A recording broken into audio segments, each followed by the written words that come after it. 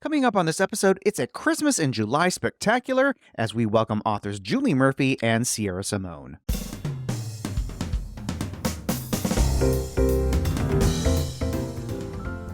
Welcome to episode 431 of the Big Gay Fiction Podcast, the show for avid readers and passionate fans of queer romance fiction. I'm Jeff, and with me, as always, is my co-host and husband and elf, it's Will. Ba la la la la, everybody. It is great to have you with us as we take a moment in our Super Summer bonus episodes to celebrate Christmas in July. And we're going to get right to it. If you've listened to this show for any length of time, you know we love the holidays and the holiday romances that come with them. One of our absolute favorites is last year's Merry Little Meet Cute by Sierra Simone and Julie Murphy, which I think Will called one of the most perfect romances he'd ever read. Indeed, I did. They've just released a sequel novella called Snow Place Like L.A., which features Luca and Angel, who readers met in Merry Little Meet Cute. This novella is so good. I can't put enough so's in there. Bringing us back to everything wonderful about the Christmas Notch world that Sierra and Julie created. And for those of you who might not like reading Christmas in July, they've got you covered here because most of the story actually takes place in the summer. In this extended interview, we find out how Julie and Sierra hatched the idea for Merry Little Meet Cute and the all-Christmas, all-the-time town of Christmas Notch. Give you a little hint. There was pie and a hot tub involved here. And we'll hear what readers will find in Snow Place Like L.A. and this fall's follow-up with Holly Jolly Ever After. Hang on to your Santa hat, too. This is one of the most entertaining interviews we have ever had. If you're like me, Julie and Sierra are going to have you laughing out loud multiple times during this conversation. Sierra and Julie, I'm so excited to have you here. Merry Christmas in July. Merry Christmas in July. This is like, double dose of Christmas from us each year. Yeah, Can't get rid of us. This is the time of year that the really fancy Christmas trees are on sale, right? So yes, if anyone is a fan of fancy Christmas things, Nisha Sharma turned me on to Balsam Hill. Is that what it is? Yeah. Balsam Hill. And they have a sale every year in July, Christmas in July, where you can get big discounts on Christmas trees and decorations and all that. There's a free ad for you, Balsam Hill. You're welcome. Yeah, I want to be a Christmas influencer. Yeah, right. Yeah, I'm very familiar with Balsam Hill, having watched more than my fair share of Hallmark Christmas movies. I love the tree that you just flip and then boom, it's all fluffed and ready to go. Yeah, it's amazing. So I'm so happy you're here because we get to talk about the sequel to the very awesome Merry Little Meet Cute. Snow Place in LA just warmed my heart so completely. But before we talk about books, how do you celebrate Christmas in July? Ooh, I feel like I'm a big treat yourself kind of girl. So if you need a friend to encourage you to be indulgent, that's me. Like, I will be that person. And I'm always looking for like any little thing to celebrate. So I think one year I actually did send a Christmas in July care package to Sierra's kids because I was like, you don't spoil them enough and they're too kind-hearted. They need a little bit more spoiled brat energy. So I sent them a huge box for Christmas in July. So yeah, I just, any little way I can. But I think that the whole purpose to me of Christmas in July is to treat yourself as you're going to treat others, hopefully in December. Yeah, and I think I'll speak for you a little bit, Julie, and say that your spouse used to be a public school teacher. So you had summer, like what I've found being friends with someone who was a public school teacher is that the gravity of their schedule just sort of pulls everyone in. And so we would all end up like going to a lake, a random Midwestern lake, during July because he had it off and the kids were off school. So we would take family trips together. And so it was really nice because it was sort of like a pause halfway through the year, like everything stopped, slow down for a minute. Let's just like lay on couches together and watch bad movies. Yeah, that's true. That's what we did. I love that. The indulgence and really think about treating people as you would treat them in December. If you can't do it all year long, at least capture that holiday spirit for a little bit in July. Now, for those who missed Merry Little Meet Cute last year, I'm going to ask you to go backwards a little bit. Will adored this book. I think we gushed about it throughout November and December because he called it one of the most perfect Christmas stories and perfect romances that I think I'll ever read. I have to say I agree with you on that because it was just pitch perfect. Tell people about the story of Nolan and B. All right, Julie and I are like, we always take turns, like I know. who's gotta We're talk. always like staring each other down. We're like, are you doing it? Are you doing it? You're doing it. I talk a little bit about it. So basically, A Merry Little Meet Cute is about B. Hobbs, also known as Bianca Von Honey, who has a job as an adult performer. And she gets sort of through a series of misadventures, semi-accidentally cast in this very wholesome Christmas movie.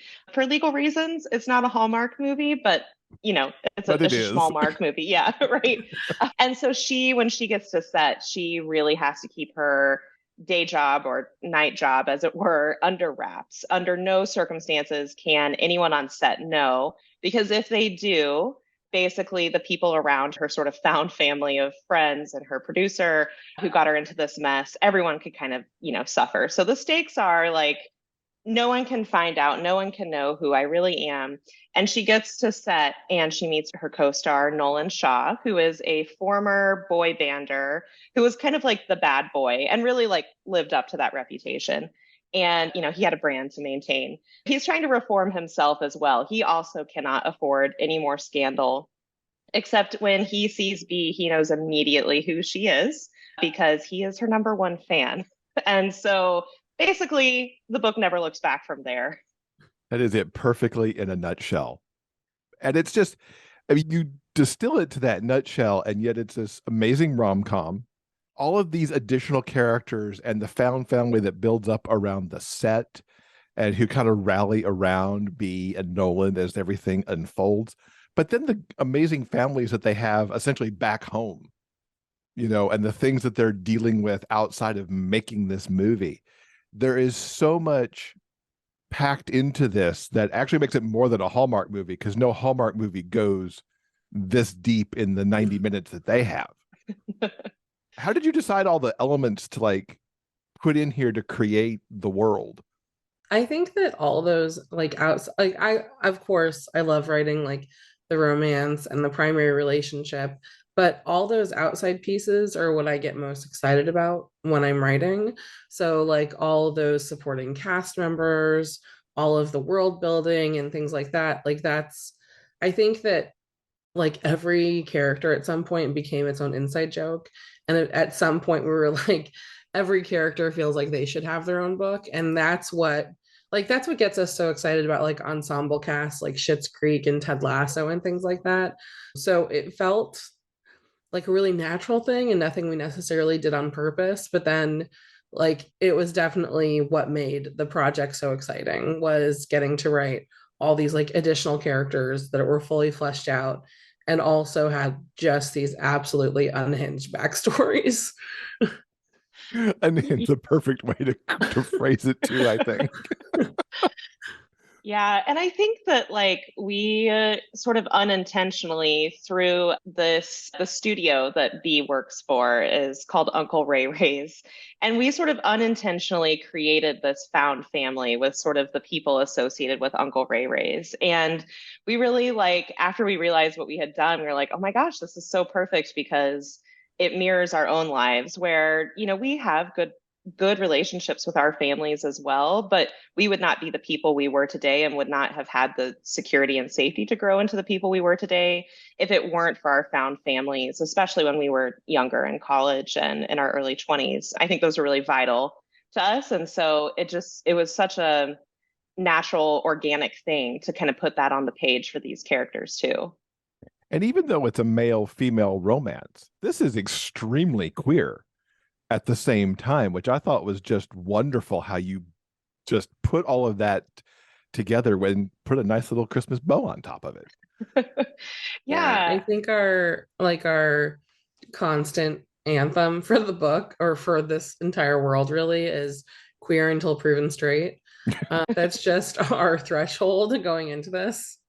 Yeah. And I think that Julie and I are both aggressively bisexual. And I think that one of the things that we really kind of love doing is sort of picking apart the heteronormative monolith that is like a male-female romance, right? That like you can have queer MF as well in a world that's populated with queer characters. And so we didn't want or I guess what we did want was to sort of poke holes in this idea that there's sort of like a straight default that romances are gravitationally oriented to, and just do our bit to kind of, disrupt that as much as possible.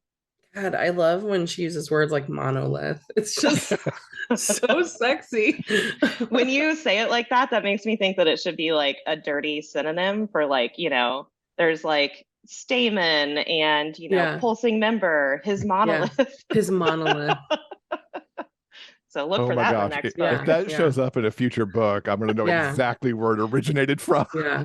Well, thank you in the Forget acknowledgments. polyamorous. Welcome to monolith. You two have been friends for quite a while now. How did you decide to actually do a collaboration? What led to that? A hot tub. Hot tub. Okay. So Julie and I have been sort of enacting a slow burn Christian Grey, Anastasia Steele romance for the last 8 years. And our friendship was actually kind of born with a lot of romance tropes. So like we have a mutual friend, Natalie C. Parker, who is an organizer. And so she was going to put together this book tour. This is when I was writing young adult books as well under a different name, obviously not under Sierra Simone. And you say that, but I write our books under Julie Murphy and my kids' books under Julie Murphy. So I guess I have corrupted you. Yeah. So we were going on this tour together, and Natalie was organizing her friends, and Julie and I had never met each other. And Natalie was like, that's fine. I think you guys should just come and help me pay for this anyway. And so we rented a van, and the idea was that we were going to load up in the van and drive around these bookstores in the Midwest on our own dime, because we weren't really the kind of authors that had like a marketing budget from our publishers or anything. And but the catch was, because we were all paying for it ourselves, Julie and I were going to have to share not just a room, but a bed. And so Julie, I think, was pretty... I like my personal space. Okay. I was very skeptical of this person that I was going to be sharing a bed with.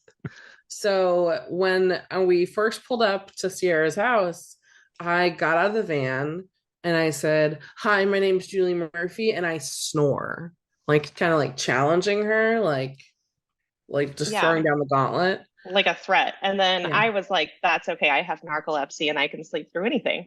And we never looked back from there. We basically immediately became best friends, insta love, fated mates, whatever you want to call it. Yeah. We were best friends within a day. And that was 8 years ago now. Was it? No, it's longer. It's 9 years now, isn't it? Oh my. I mean, I believe you. I totally believe it's 9 you. years. But I cannot math time. We started going on these yearly writing retreats because we quickly found out that we were both vampires and like to work through the night, while our other friends would get up at like 6 a.m. and like do yoga and have a smoothie and like set goals for the day. And we would roll out of bed at like 11 o'clock and look for like Pop-Tarts and lunch meat just to like feed ourselves. And so we were definitely bringing like major teenage boy energy to our friends' very nice aesthetic writing retreats. So we started going on these writing retreats for vampires only, which was just Sierra and I. And it's like just sort of snowballed from there. Like we started reading for each other and like brainstorming with one another. And then finally, just 1 year, we were sitting in our hot tub. I think it was 2020, because this is how our writing retreats end every night. Like we just write until like our brains are noodles, and then we go cook in a hot tub and eat as much pie as we can. And if I may, I am fact checking you live. We were in bed eating pie when fine. lightning struck. Okay, we have to tell you. We were in bed. That's right. We were in bed eating pie with like plates of pie balanced on our boobs. And that's when lightning struck. And one of us, we were watching Hallmark movies, and one of us turned to the other and said, these movies aren't so different than other movies that you might watch by yourself alone in bed at night. And it just kept going. And then it did end up in the hot tub. Yeah. Our brainstorming session. Your writing retreats sound amazing. I mean, There's no standard is what's great about our writing retreats. And you're essentially the meet cute had all the tropes in it between forced proximity and only one bed and opposites attract and just kept Yeah. going from there. I can see, how people do the little graphics on social media with like their book cover and then it's got all the tropes. Yeah, we should do that with just a picture of our faces, Julie. Oh, marketing tool. Check. Marketing tool. We'll put you in the acknowledgments too. Yeah. Thank you. If I researched right, Julie, this is your first collaboration. How was it for you from moving as a solo writer to now collaborating with somebody? I was a little nervous. I think that we were both a little nervous to dip our toes into this because we value and treasure our friendship so much that we really wanted to make sure that like it was the right idea, it was the right time. And sure, it was the right idea, but was it the right time? Was it ever going to be the right time? Are we endlessly busy? Yes. But it was really way more liberating than I expected it to be, I guess. Like I just was like shocked to find out that writing this book felt a lot like writing my very first book. It felt like writing felt new and fresh again. And it felt like every time I was writing a chapter, it was just to like show off for my best friend and just to try to like make her laugh. And, as we continue to write together, like we're still finding that's true. So I don't know if I could like collaborate with like literally anyone because I'm a Scorpio, but we are a really good fit for each other. And it has made me excited to try collaborating more and more because I don't want to admit this because I am a Scorpio, but it gets a little lonely writing by yourself all the time. And how was the new collaboration for you, Sierra? Because you've done it a time or two already.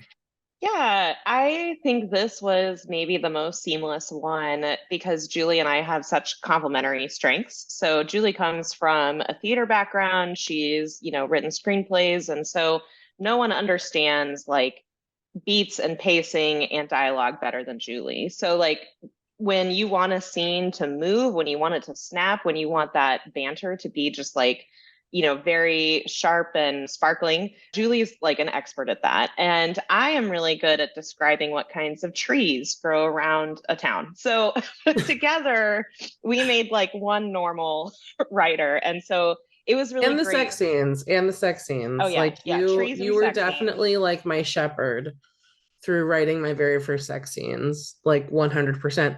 And also, I hate writing about trees. I hate it so much. I will literally, in my chapters, just be like, talk about the mountains here. Thank you. Well, and it is nice because it means that you have, someone to lean on a little bit if you're stuck.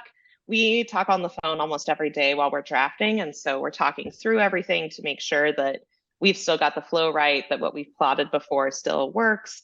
But then also we write in Google Docs, and Google Docs really facilitates communication, I think. And so we can leave notes for each other in there and be like, hey, Julie, make this funnier. Or, she can be like, Sierra, please do the sticky parts.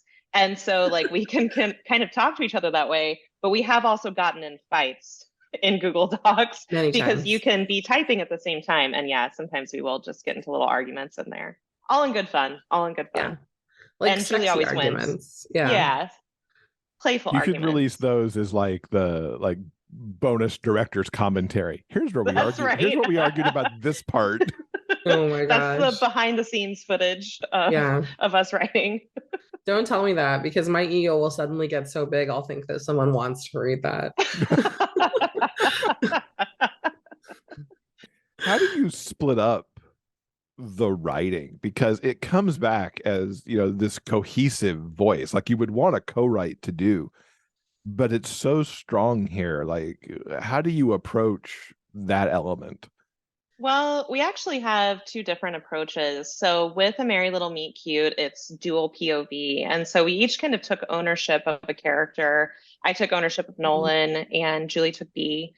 And we would write those POV chapters and then tap into each other. So I think because we are also taking ownership of the characters themselves, Julie could come in and be like, I think B would say this more like this way and adjust her dialogue or, adjust the reactions. And then I would do the same with Nolan. So even though we kind of split it up by chapter, POV chapter, we were in each other's words a lot, just, adding and layering and finessing But with Snowplace Like LA, it's one POV. And so we were a little nervous about how that would work, but we ended up falling into a really great rhythm where we would trade off chapters and then the other author would come in and kind of write over the chapter. So, like I said before, Julie is so great at those one-liners, those just really great, I call them indie movie moments, where you can imagine the character in a music video or in a montage in an indie movie. And then I obviously like to, make everything like 5 more chili peppers as I'm going through. And so with us kind of layering over each other's voices, we kind of got one singular Luca voice in the novella. Mhm. Yeah, I think with the novella, you went in and wrote the very beginning. I went in and wrote like from the beginning on through most of the middle, and then you picked up the end. And so then we just started writing over on top of each other. But yeah, I think it helps that like we have a really similar sense of humor and we really have like we could finish each other's sentences kind of friendship. So I do think that like our voice for these books is very distinct from even the voice you might find in our own solo projects. Yeah.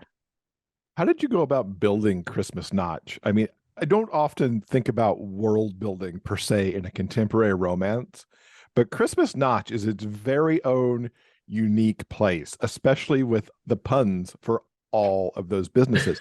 I mean, we've seen towns like this in Hallmark movies. Like I think about Evergreen, but Evergreen doesn't lean into it even to the degree that like Christmas Notch does. So where between you two did this place come from?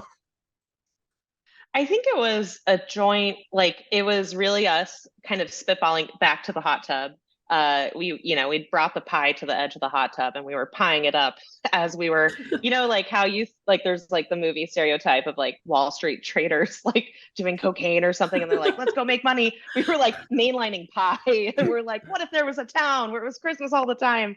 But Julie and I think are united as contemporary authors in that usually setting comes first for us. Setting is probably the foundation of all of the stories we tell. And if we don't have the setting really kind of lined up in our minds, it's difficult for us to move on to developing characters and then developing the story. I think generally the story is like the last bit that kind of comes for us. It's like setting characters, story. And I love all kinds of settings, but Julie, you have a lot of practice with small towns in particular.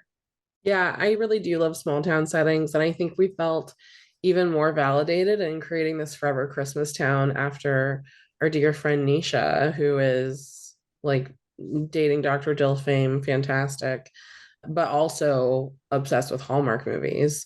And she was the one that really kind of put us on to the fact that like a lot of these movies are made in like the same places over and over again. And it's of like some of these towns, some of these actors are essentially like reskinned for like movie after movie. And so once we found out that like it made sense to have this like 365-day Christmas town and it also made like plot sense, that's all it took for us to just like off to the races.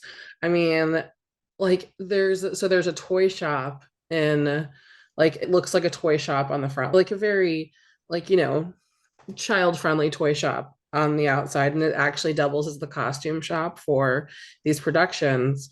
But in the second book, we actually got to make the toy shop too. And the toy shop too is the nighttime dirty version of the toy shop just down the road. And we got to put it on our map, and it has like these little butt plugs in the windows.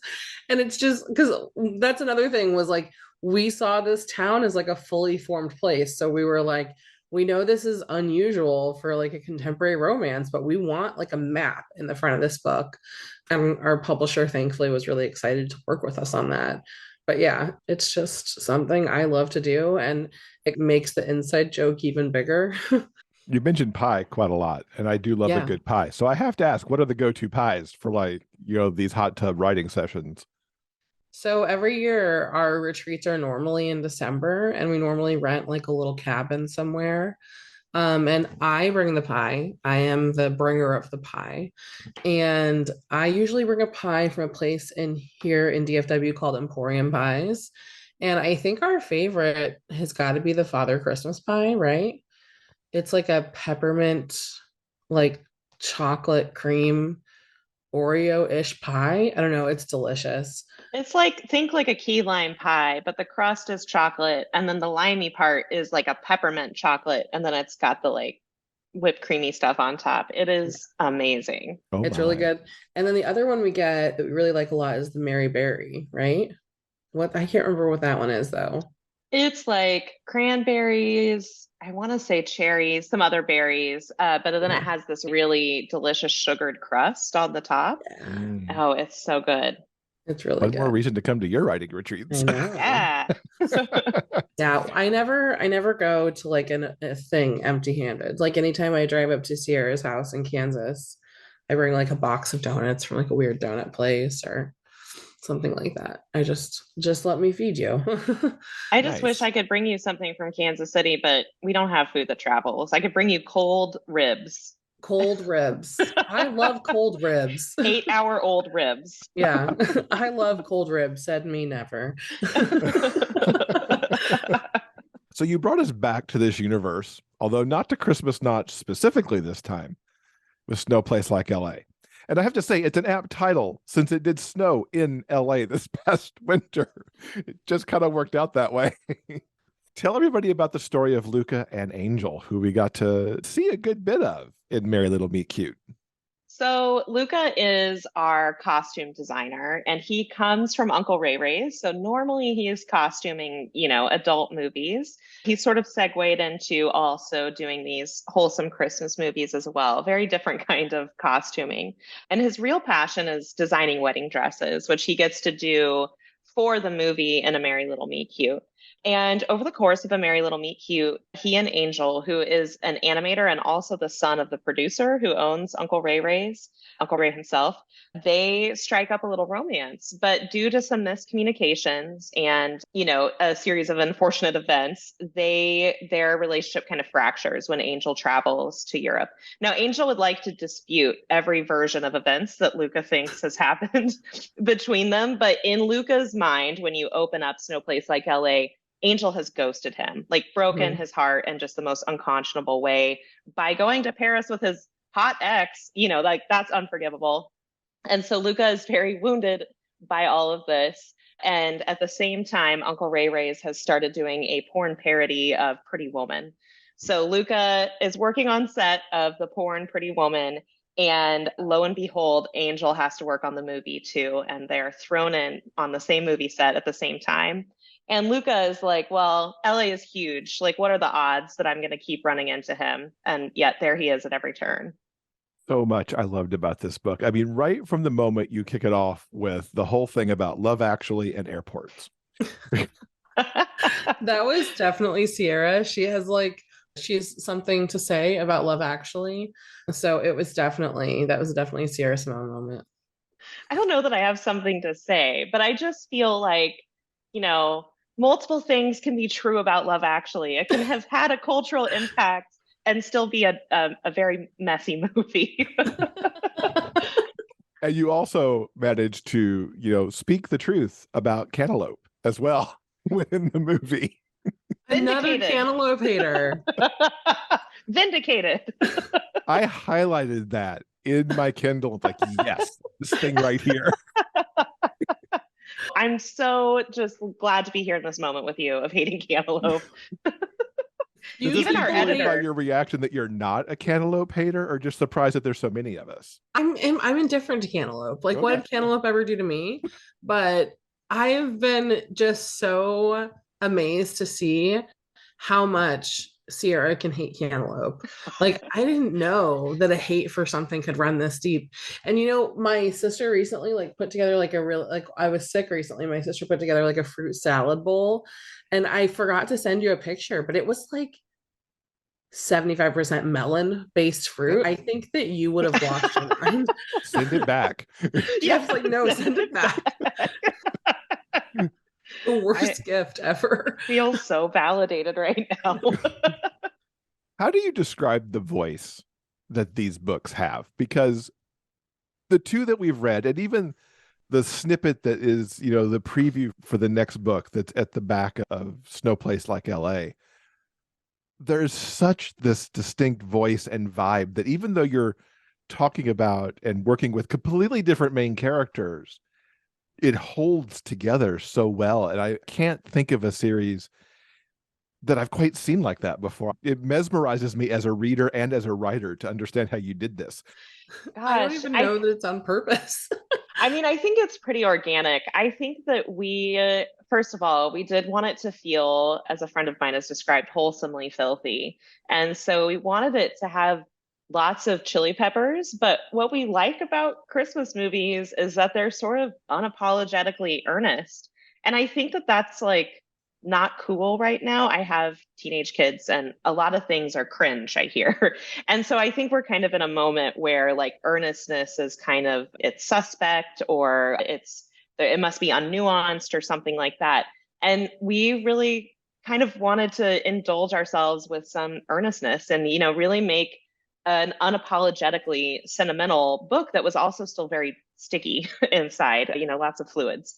But I also think that we really wanted early on for there not to be like an antagonist in the traditional sense. Like really the two antagonists in A Merry Little Meet Cute are the paparazzi and the American healthcare system. And so, these characters are really dear to our hearts and they are coming to the page with, different identities. And so we didn't want those characters to have to go through some sort of like really wrenching storyline in order to get their happily ever after. B is a plus size actress, and there's a lot of really, hard and miserable stories that we could tell. And I think that we really wanted to create a world where B gets the best version of that story. And we kind of applied that lens to everything. Yeah. I mean, I think the same goes for Angel. Like Angel is someone who grew up in like what is probably a very like homophobic town with like a Luca, family. I'm fact checking you. Oh Luca. my gosh, I'm sorry. I always get Angel and Luca's names confused, and this is my fatal flaw. It's gonna ruin us. We need a couple names like Yeah. Lugal or Lugal. Lugal. That's so Annika. sexy. That sounds like a baked good from somewhere. Yeah.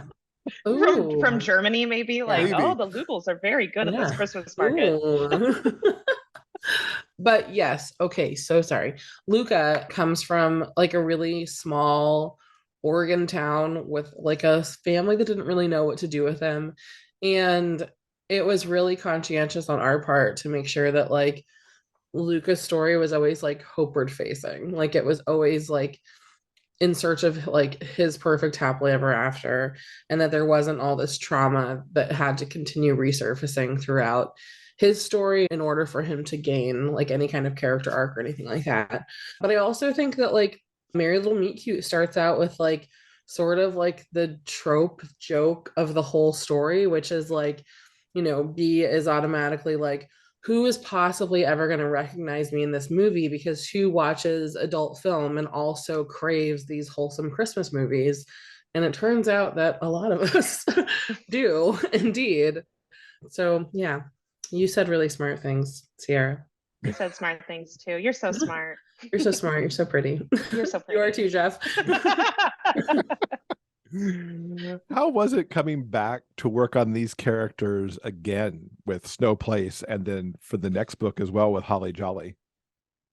I mean, amazing, because we had so much fun creating these characters. And I think when you're co-writing, well, when you're solo writing, it's very sort of natural, I think, for characters to become a magnified slice of you. Like not my characters aren't one-to-one matches to me, but they are sort of, there is some, alleles plucked from the DNA strand of me that goes into that character. And so over time, you develop a Sierra Simone kind of character or a Julie Murphy kind of character. And writing together meant that we were writing different kinds of characters. And so I don't know on my own that I ever could have written characters like Sunny and Luca, who are, let's just say they have big theater kid energy, right? Like they're very like, they're funny, they're vocal, they're very vivacious. My characters tend to be more like Angel, who's like, I'm quiet and tortured because I'm so artistic. And so it was so exciting to get back to these characters who are so different from what I normally write because they're so much fun. And I think that one of the beautiful things about getting to write a series like this is that by the time we started writing Luca's story, we knew Luca pretty well. Like we knew him from writing A Merry Little Meet Cute. And now that we're working on book 3, which has Sunny in it, like I feel like I know Sunny really well because we've written so much Sunny. And so it's like you get to know these characters better and better instead of each book kind of being a blank slate, a tabula rasa where you have to get to know these characters from scratch. There was another big word there with tabula rasa. I know. That might even be a bigger word than monolith. It's like a little walking museum library. I don't even know who is that? Is that Locke? Is that Descartes? See, I don't even know where the word comes from. Stop. Some philosopher. Stop. Just stop. I'm gonna have to power you down. So for each of you, what's a favorite scene out of Snow Place Like LA?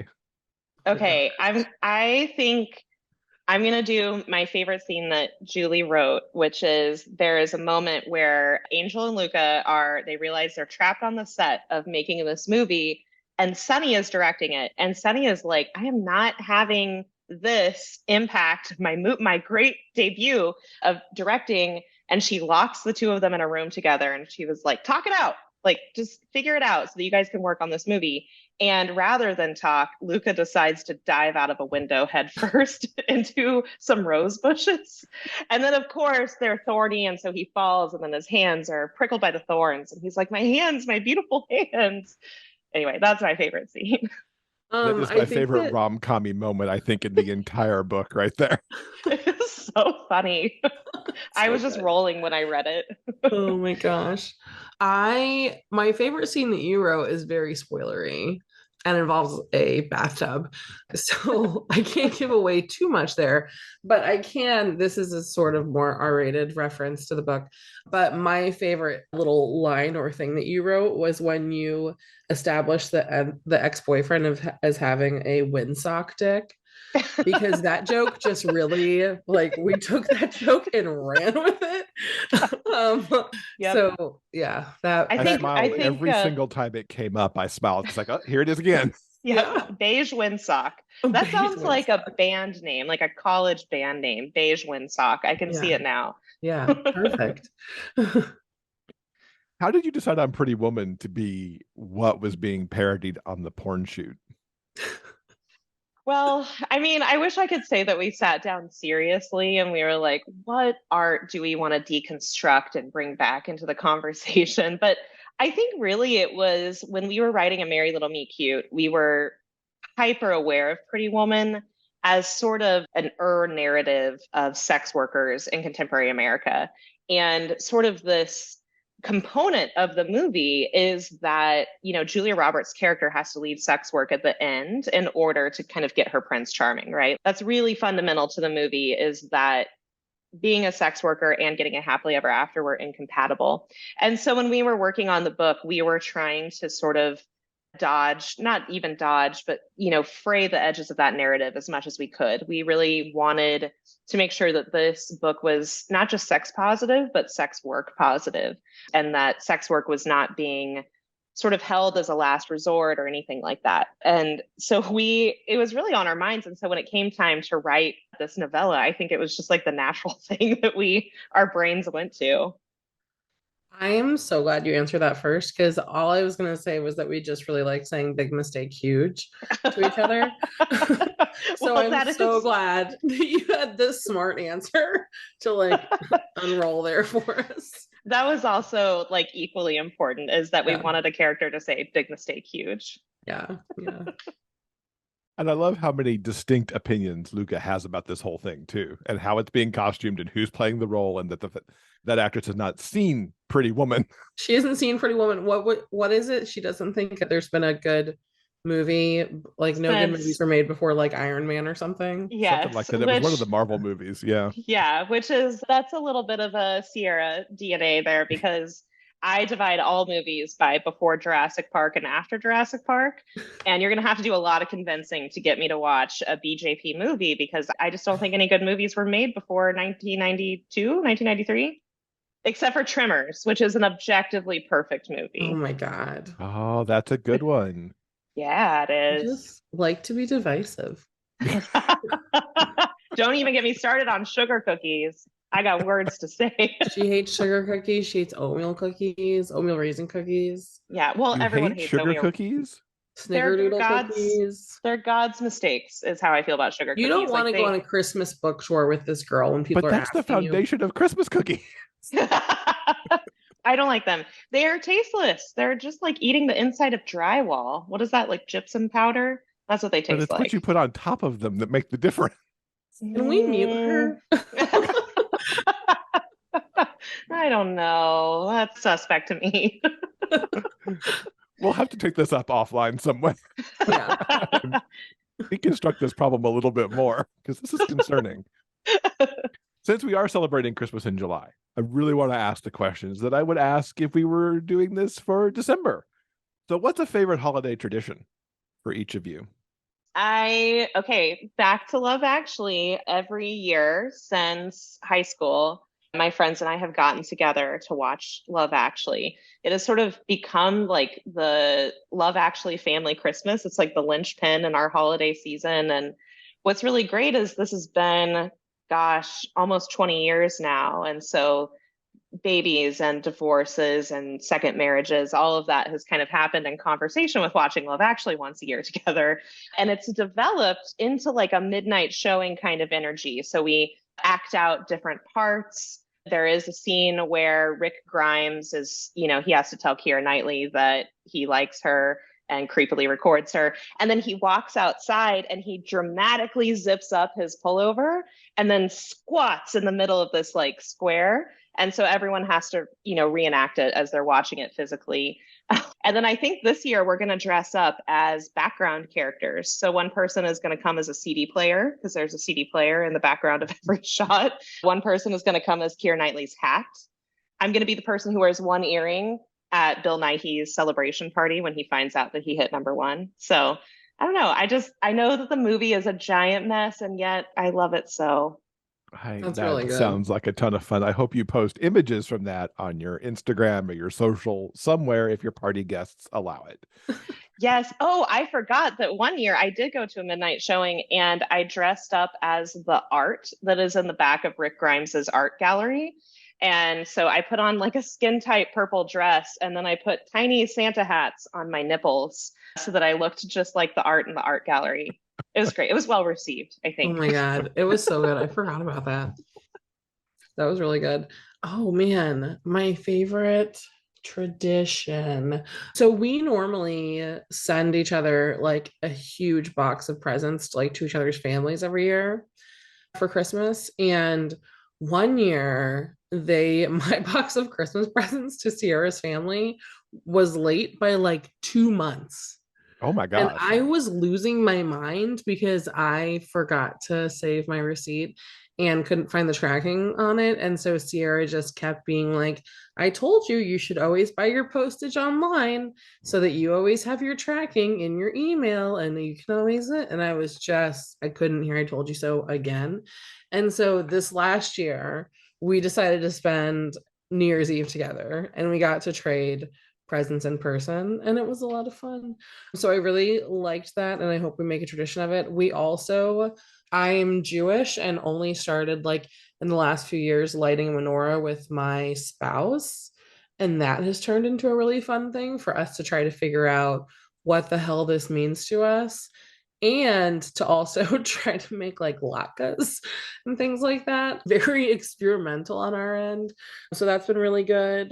Yeah, lots of different little things. And you're a real tree girl. Like you go and you get the real tree. We're real tree people. But you know what? This last year, ours was like dead on arrival. So I'm really second guessing my real tree, thing here. Well, if you're in the market for an artificial tree, I have a great company to tell you about. Yeah. Who happens to be sponsoring this episode? Yeah. Sponsored by Balsam Hill. There's also a Hallmark movie about dying Christmas trees. So, Oh yeah. Save the Christmas I Tree haven't Farm. seen this one. Yeah, oh man, I gotta watch it. Bianca McKellar, and I can't remember the male lead, although it's one of the usual Hallmark male leads. She's a tree whisperer, and she comes in to figure out why all these Christmas trees are like dying after they get cut. Does this make us the villains in a Christmas movie that we're like hawking fake trees at people? Oh, certainly not. Nothing wrong with a good Balsam Hill. I mean, Hallmark's primary sponsor at Christmas is Yeah, Balsam Hill. So exactly. We have always been real tree people, and this is mainly because of our cats. Like, I can deal with my cats ruining a real tree that I get once a year. But if I spent Balsam Hill money on a Balsam Hill Mhm. tree, I'd be really sad if those branches were destroyed by my cat who thinks that it can sit like 6 stories high in a tree, you know? Yeah, Yeah. and all of your cats are like also Scorpios, I feel like. The fact Yeah. that you wouldn't want them to climb in the tree would just make them want it more. Yeah. Yeah. Would just push them to do it. So going back to childhood, what's a favorite holiday gift that you received? Me and Sierra were poor kids growing up. So we probably got like, I think I got like the weirdest homemade gifts from my mom. Like one year, everyone was getting a skip it, which was like that ball attached to like the plastic, like the hard plastic thing that went around your ankle. And my mom made me one out of like prickly yellow rope and a tennis ball, and it shred my ankle to pieces. I've never heard this story Are before. you serious? Yes, Gail Yeah. Murphy made me a skip it and it destroyed my ankle. So that was very memorable. But also, I really remember loving like the Walkman my mom got me one year. I was like, this is the meaning of freedom. I can listen to my own music on my own time. The future is now. Yeah, the future's here. Well, like Julie said, we both grew up pretty poor. And so my mom had like a variety of mental health issues. And so there were times when I would go live with my dad, and he was working like 2 jobs. We were living in a trailer, like just very poor single dad. And I remember we were walking through Kmart. I'm really dating myself here. And that was back, I don't know if they still do this, but every year there was like a holiday Barbie. And Mhm. so, like, she would have a unique dress, and it was like, a limited edition for just that year. And we walked past a huge display of them. And she had this beautiful silver dress with sparkles and poofy sleeves, like Ariel's wedding dress and the Little Mermaid. And I wanted it so badly. And I remember like tugging on my dad's hand, and I told him that I wanted it. And he said, "I'm really sorry. I can't afford that for you. And I don't think I'll be able to get it for Christmas." And then that year later that year for Christmas, it was the only present I got, but I got that Barbie. She was under the tree Oh, on Christmas morning. Yeah. oh And I God. remember he had roommates in the trailer so that he could like afford rent. And so I didn't have like a whole lot of room of my own, but he would turn over his lunch cooler that he would pack his lunch in because he was a plumber. And I could put my Barbie, my holiday Barbie, she would be going to her holiday balls inside of this little plastic lunch cooler. Yeah. Oh, I love that. That's a good So story. You good. both had good Yeah. stories. More sexy holiday magic on the way in November. What can you tell us about Holly Jolly Ever After? Which I have to say, I kind of want it right now that I've read the prologue in chapter one. So I think pretty early on in the hot tub with the pie, Mhm. buzzing in our systems, we decided that we really wanted there to be a reason why these books would be related. And, in romance it's pretty common to have interconnected standalones where they're a family or group of friends or a book club or whatever. And so we decided that we wanted our group to be a defunct boy band because Julie and I are survivors of the like NSYNC Backstreet Boys wars. And Mhm. it was very formative to us. We were like the TRL generation. And so we really wanted to have them be boy bands. So each book in the Christmas Notch series has as its hero one of the members of the boy band. And so this hero is Callum Lieberman. Do you want to talk a little bit about Callum, Yeah. Julie? So Callum Lieberman, if you were to think of our boy band as like these 2000s boy band icons, Callum Lieberman is like the funny one. He's the dad bod. He's like our Joey Fatone. You know, he's not the bad boy, he's not the hot one, but he's funny. And you really just need him there to round out the numbers. And so Callum has gone on after his boy band fame to start a local or like a regional pizza chain called Slice Baby. And he's actually found a lot of success being like the pizza mogul of the Midwest, but he's not quite settled down. He's sort of got a reputation for banging bridesmaids at weddings. And then those bridesmaids oftentimes go on to find the love of their lives. So he's, bangs them, sends them on their way, and then they find their happily ever after, and it's sort of like Callum's curse but like the bridesmaid's blessing.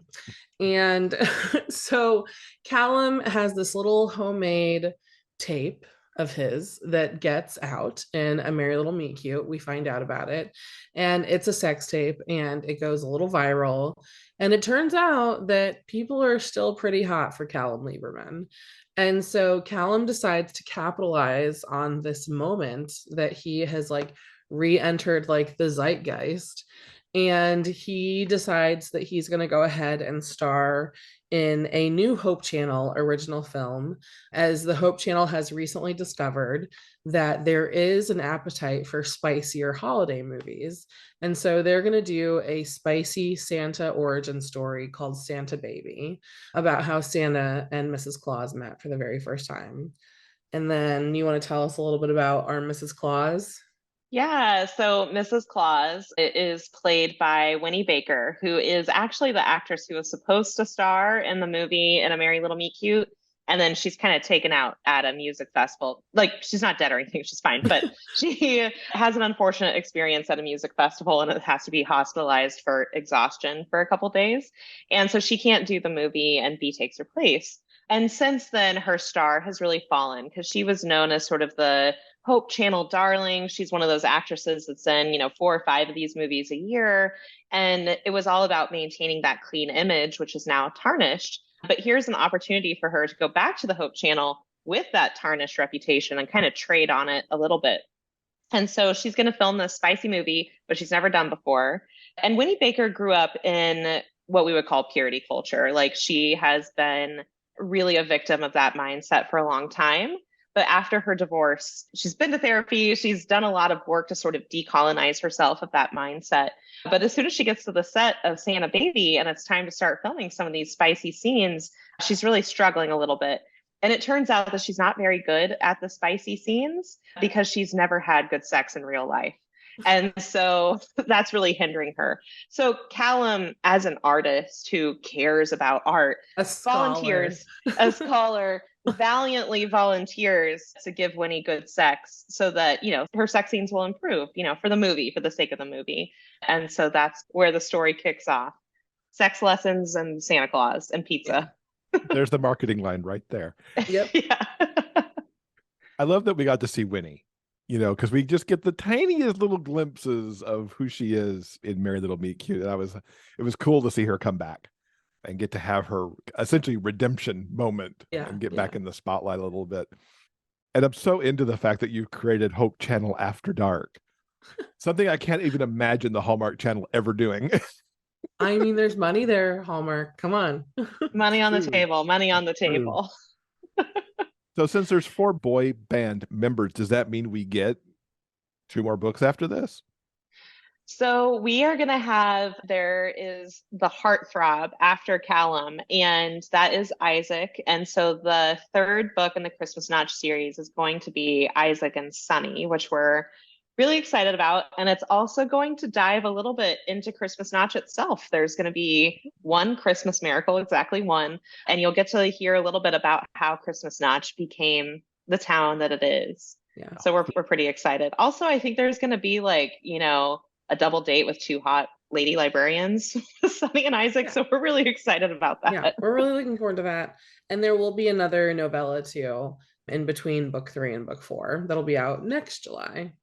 Yes. More Christmas in July. Yay. Yeah. More Christmas in July. And speaking of boy bands, NSYNC or Backstreet Boys? Who is it for you? Oh, NSYNC. Yeah, I think hands down. But I think that there's good stuff about the Backstreet Boys, right? Like, it's like a buffet. I'm not going to eat the pasta salad, but I will take a roll. Like, I think there's some rolls in the Backstreet Boys. So, when we were writing A Merry Little Meet Cute, I really had in mind how AJ McLean was really like the bad boy. He had the stocking cap and the tattoos, and like he just seemed so edgy. And so I was kind of like borrowing that energy.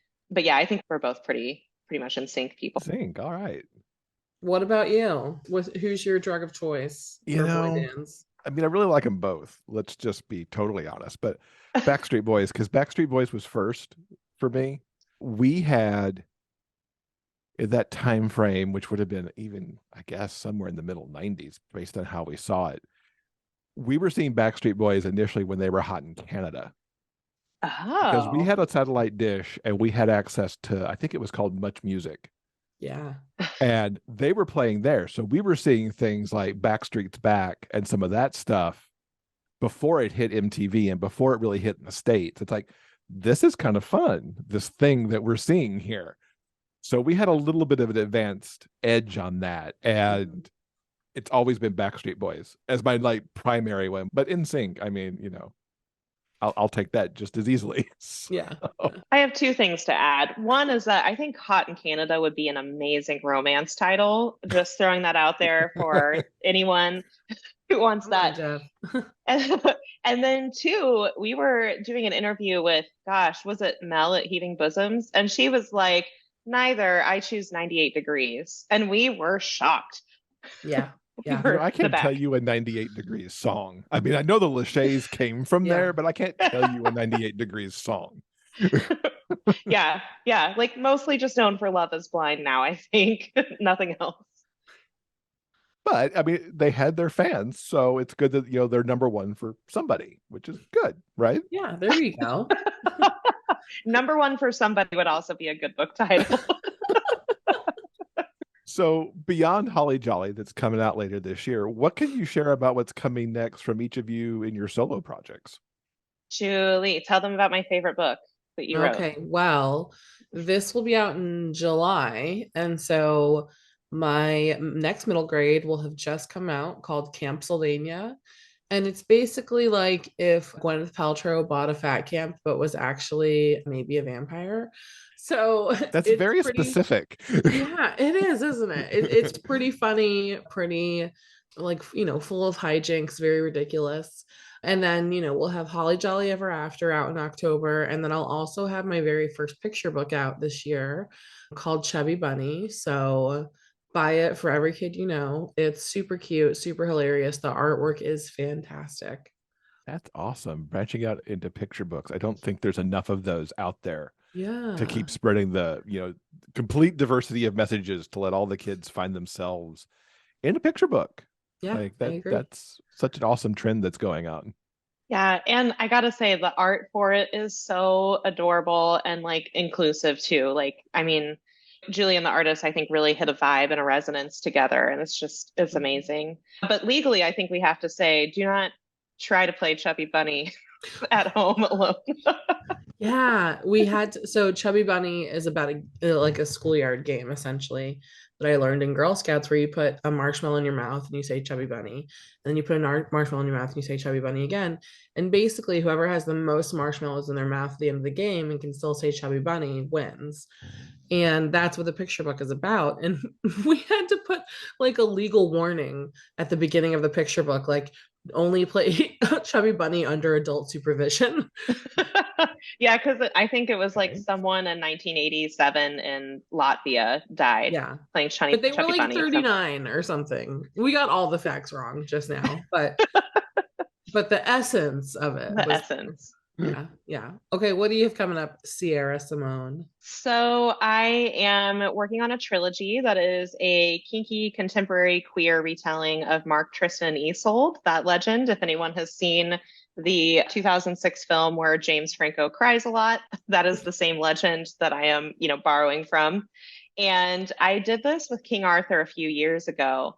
And I was like, okay, I've said everything I need to say about power and sacrifice and marriage and loyalty.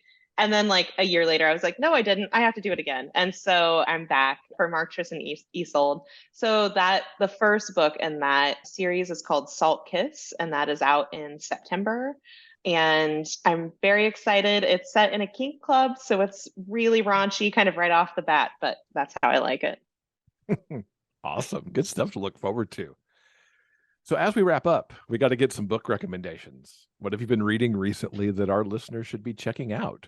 Okay, so I will say, because I mentioned it at the beginning of the episode, for anyone who is in Central California, I just read Forget Me Not by Julie Soto, which is set in Sacramento. That is about a florist and a wedding planner who had a horrible breakup, and now they have to work together on an influencer's wedding.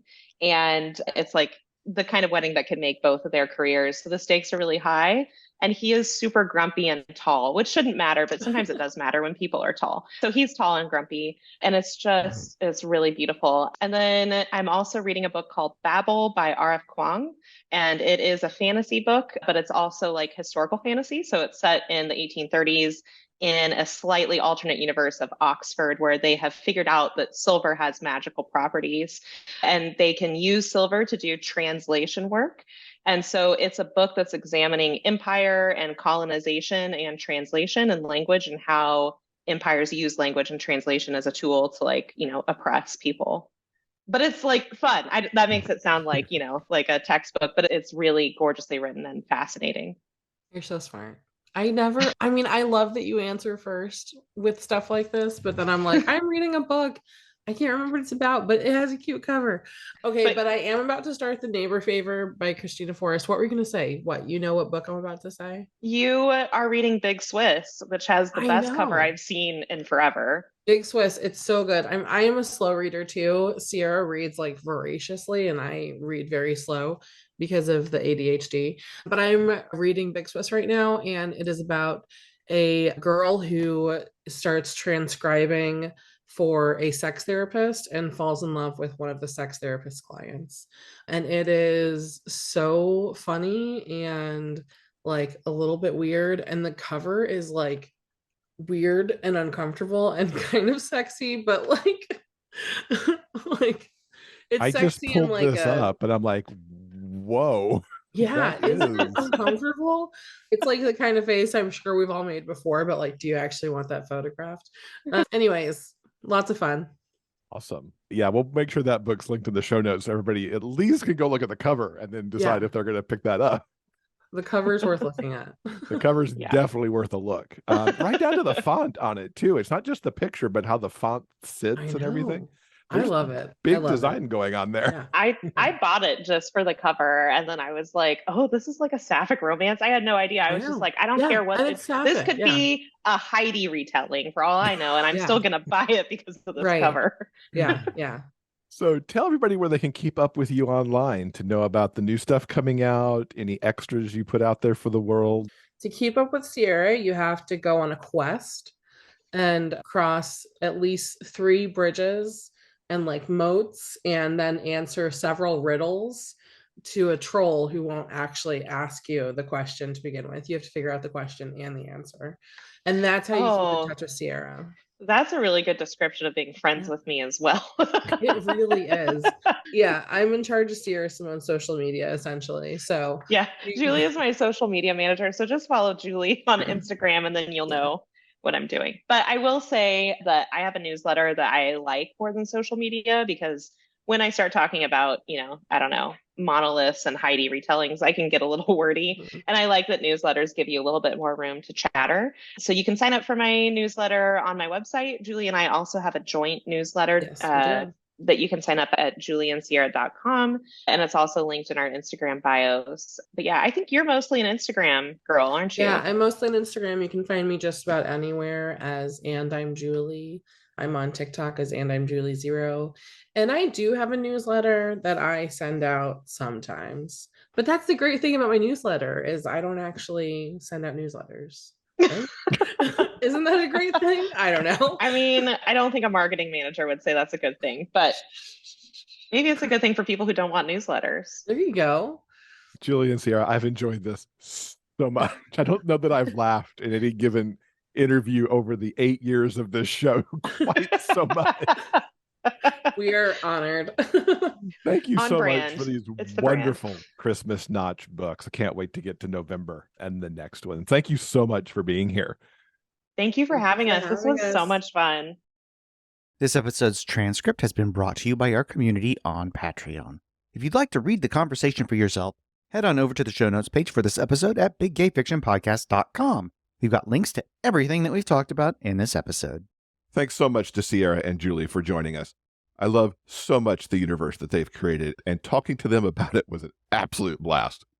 I'm also certain that I need pie from the place that they mentioned. The next time I end up in Dallas, I think I'm going to be seeking that place out. And we just might need to have an intervention with Sierra to help understand and help her through her sugar cookie issues. All right, I think that'll do it for now.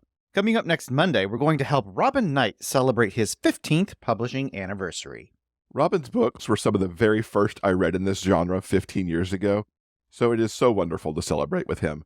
We're going to talk about the wrap-up of his Fathoms 5 series, which is actually what he started with 15 years ago, and we're going to talk about his recent romances Under the Arabian Sky and the forthcoming Hurtless.